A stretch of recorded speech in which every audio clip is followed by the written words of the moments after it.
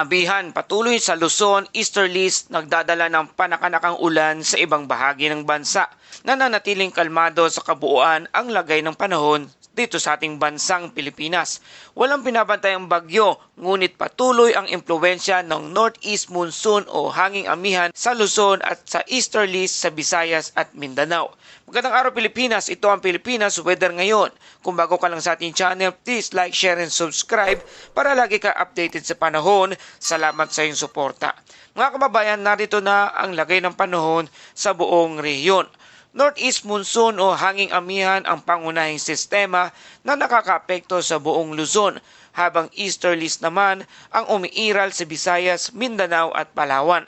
Kaya ang resulta, mas preskong hangin sa hilaga at panakanakang ulan sa silangan at timog ng bansa. Sa ating regional weather breakdown, extreme northern Luzon sa lugar ng Batanes, Cagayan, Isabela at Apayao. Maalinsangang hanggang makulimlim ang mga ulap. May mahihinang pag-ulan, dulot ito ng northeast monsoon o hanging amihan at walang inaasahang malaking banta sa mga lugar na yan. Sa Metro Manila at natitirang bahagi ng Luzon, bahagyang maulap hanggang maulap ang kalangitan. May isolated rain at light rain sa mga lugar na yan, dulot ng amihan. At walang significant impact at magandang balita para sa bumabiyahe at nagbabakasyon sa ngayon sa mga lugar dito sa Metro Manila. Sa lugar ng Visayas, Mindanao at Palawan, bahagyang maulap hanggang maulap ang kalangitan. May isolated rain shower o thunderstorm, dulot ito ng easterlies. At posibleng paalala ang possible flash flood at landslide kung magkakaroon ng malalakas na thunderstorm o pag-ulan bandang hapon o gabi. At sa ating wind and coastal water condition, sa North Luzon, malakas ang hangin galing northeast at may alon mula 2.8 hanggang 4 meters ang taas. Babala, hindi nirerekomenda ang paglalayag ng maliliit na sasakyang pandagat. At sa natitirang bahagi ng Luzon at Eastern Visayas, katamtaman hanggang malakas ang hangin na mayroong moderate to rough seas mula 1.5 hanggang 3.1 metro ang taas. At sa natitirang bahagi ng bansa, mahina hanggang katamtaman ang hangin, slight to moderate seas na may alon na 0.6 hanggang 2.1 metro ang taas. At para sa ating temperatura, pinakamababang temperatura na itala 22.6 degrees Celsius kahapon ng alas 5:30 ng umaga. At pinakamataas na temperatura naman na itala ang 29.9 degrees Celsius na itala bandang alas 11 ng tanghali. At sa ating tides and astronomical info sa Metro Manila, ang araw ay sisikat mamayang alas 6:19 ng umaga at lulubog naman ito mamayang alas 5:35 ng hapon. Mga kababayan, sa kasalukuyan ang weather setup ng regional overview, ang cold surge ay patuloy ang impluwensya sa ating bansa. May patuloy na cold surge mula sa mainland Asia na bumababa patungong South China Sea at sa ating bansang Pilipinas. Kaya ang resulta nito ay mas malamig at mas tuyong hangin sa northern at central Luzon. Mas malalakas sa northeasterly wind lalo na sa dagat at baybayin. Kaya ito ang dahilan kung bakit presko ang umaga at gabi at mababa ang tsansa na malawakang thunderstorm sa kanlurang bahagi ng bansa. Mas stable ang atmosphere para sa tropical cyclone formation. Malakas na wind shear naman dahil sa malalakas na upper level winds, patuloy na nagpaagos ng amihan.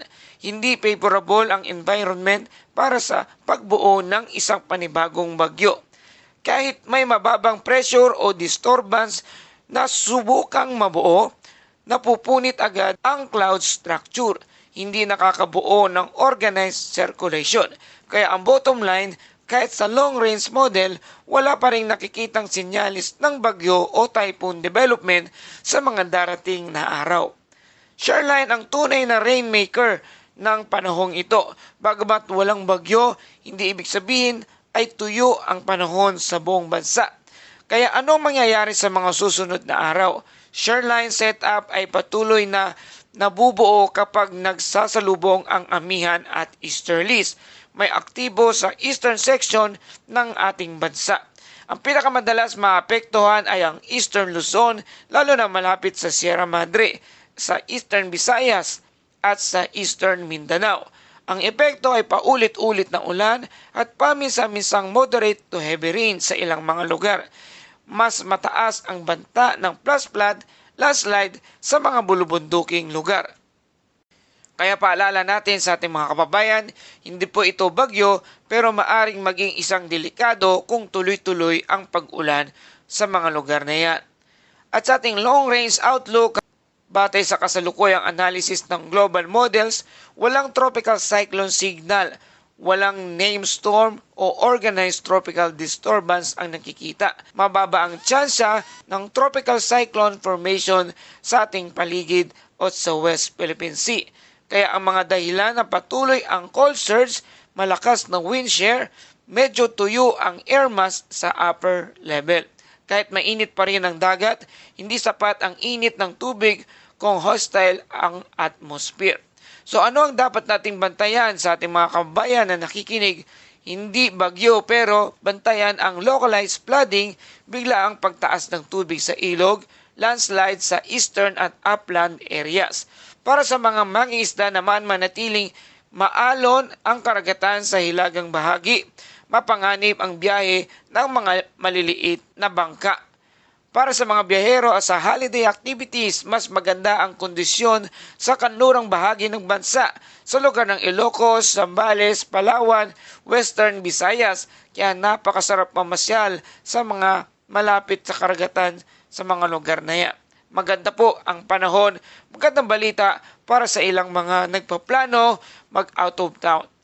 Sa panahong paalala ngayong Christmas year, habang papalapit tayo sa bagong taon, paalala ito na maaring walang bagyo, ngunit ang kalikasan ay patuloy na kumikilos sa mas tahimik ngunit tuloy-tuloy na paraan. Ang paghahanda ay hindi lang tuwing bagyo, kundi kahit sa mga panahong akala natin ay normal lang ang ulan. Kaya patuloy pa rin po tayo mag-antabay, maging alerto sa ating mga ulat.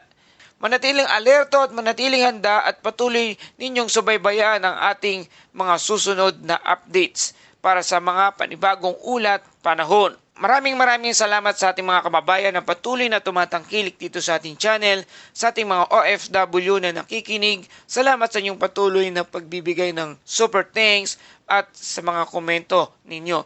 Ganun din sa ating mga local subscribers sa Luzon, Visayas at Mindanao.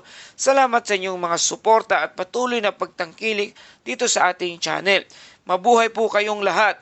Mag-ingat po kayo lagi. Ito ang Pilipinas Weather ngayon na lagi nagpapaalala, maghihanda, mag-iligtas, mag-alerto. Ingat tayong lahat.